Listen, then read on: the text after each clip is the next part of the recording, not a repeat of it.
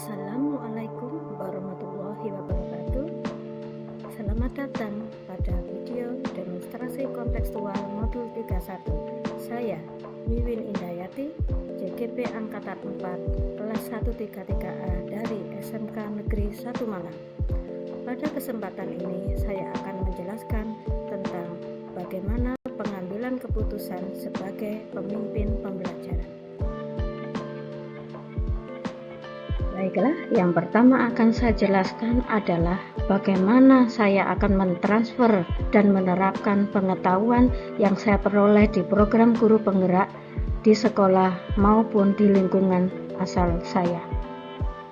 Sebagai seorang pendidik, seringkali kita dihadapkan dengan kondisi memilih antara dua pilihan yang sangat berat. Kita sebagai guru, yaitu yang berperan sebagai pemimpin pembelajaran, diharapkan dapat mengambil keputusan yang tepat dan benar serta tidak memihak pada salah satu pihak dari suatu masalah yang sedang dihadapi. Seorang pendidik harus bisa melihat bagaimana persoalan tersebut apakah merupakan dilema etika atau merupakan bujukan moral.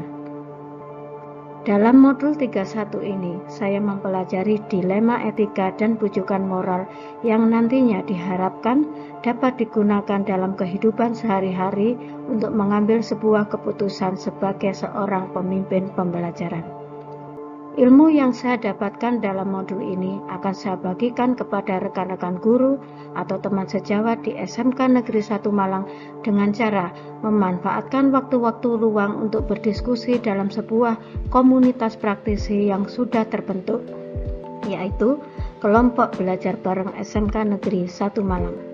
Komunitas praktisi ini dibuat dengan tujuan untuk mengembangkan kompetensi guru.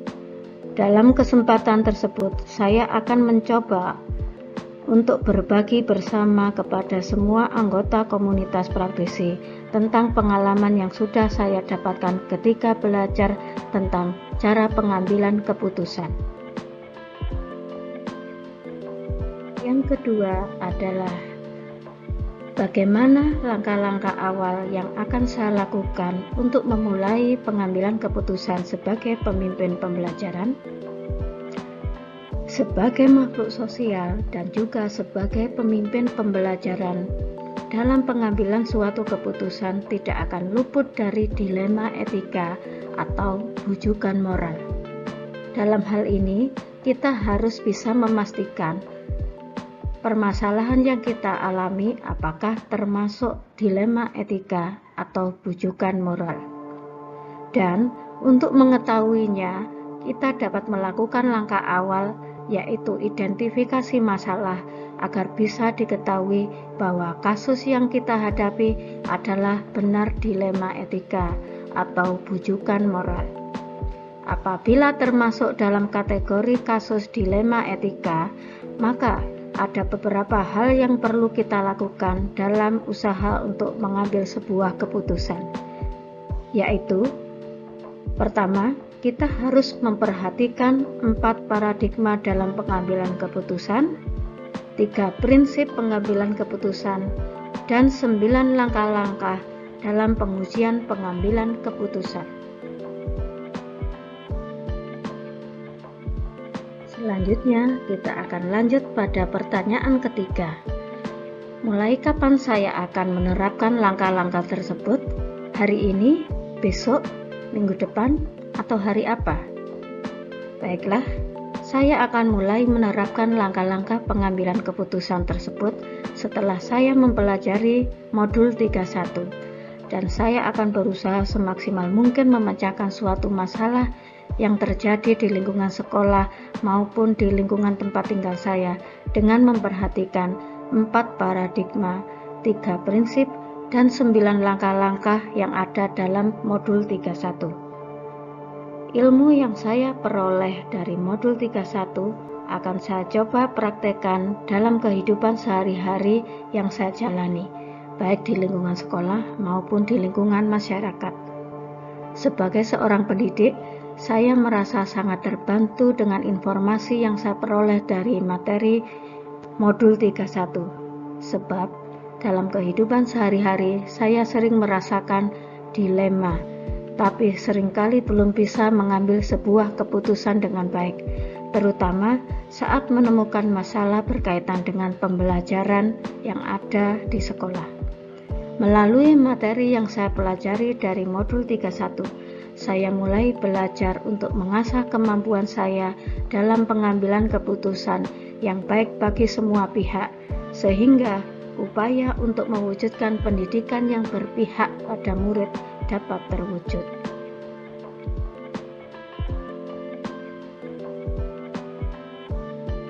Selanjutnya kita akan menjawab pertanyaan keempat tentang siapa yang akan menjadi pendamping saya dalam menjalankan pengambilan keputusan sebagai pemimpin pembelajaran, yaitu seseorang yang bisa menjadi teman diskusi bagi saya untuk menentukan apakah langkah-langkah yang saya ambil tepat dan efektif. Yang akan mendampingi saya dalam menerapkan atau menjalankan pengambilan keputusan sebagai pemimpin pembelajaran dalam lingkungan sekolah tentunya adalah manajemen sekolah, dalam hal ini kepala sekolah dan perangkatnya. Kemudian rekan-rekan sejawat, komunitas praktisi, serta semua stakeholder yang ada di lingkungan sekolah. Dalam hal mengukur efektivitas pengambilan keputusan, tentunya saya dapat melihat dari refleksi yang saya lakukan setelah pengambilan keputusan, sehingga saya bisa merasa yakin bahwa keputusan yang saya ambil tidak ada pihak yang dirugikan atau mengandung unsur subjektivitas, karena pengambilan keputusan yang tepat dapat memberikan solusi terbaik untuk setiap permasalahan yang terjadi. Pengambilan keputusan yang tepat sebagai pemimpin pembelajaran adalah pengambilan keputusan yang mampu memilih antara dua pihak atau antara dua alternatif yang ada dengan pilihan yang tepat sehingga tidak merugikan salah satu pihak. Dalam mengkritisi suatu pengambilan keputusan atau membuat suatu keputusan yang kreatif, inovatif, dan efisien sebagai seorang pemimpin pembelajaran, maka sangatlah penting untuk memperhatikan aspek-aspek apa saja yang perlu diperhatikan sebelum dan sesudah pengambilan suatu keputusan. Ketika dilema etika datang dan harus kita hadapi, maka kita akan selalu berpegang pada nilai-nilai kebajikan universal yang mendasari namun seringkali bertentangan dengan cinta, kasih sayang, perhatian, kebenaran, kebebasan, keadilan, persatuan, toleransi, tanggung jawab, serta suatu penghargaan akan kehidupan. Di samping itu, sebagai seorang pemimpin pembelajaran, kita harus menyadari bahwa tidak ada aturan baku yang berlaku untuk memutuskan situasi dilema etika, karena hal ini bersifat relatif dan bergantung pada situasi dan kondisi suatu permasalahan. Artinya, ada benarnya kita tetap berpegang pada aturan yang berlaku untuk menentukan kebenaran, namun ada kalanya kita tidak bisa berpegang pada aturan karena suatu kondisi tertentu.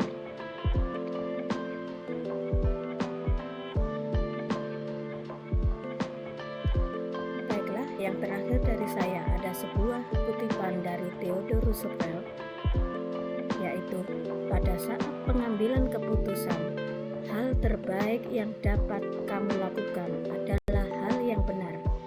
Hal terbaik berikutnya adalah hal yang salah, dan hal terburuk yang dapat kamu lakukan adalah tidak melakukan apa-apa. Terima kasih atas perhatiannya dari saya, Tiwin Indayati, JGP 133A, Angkatan 4 dari SMK Negeri 1 Malang. Wassalamualaikum warahmatullahi wabarakatuh. Salam guru penggerak.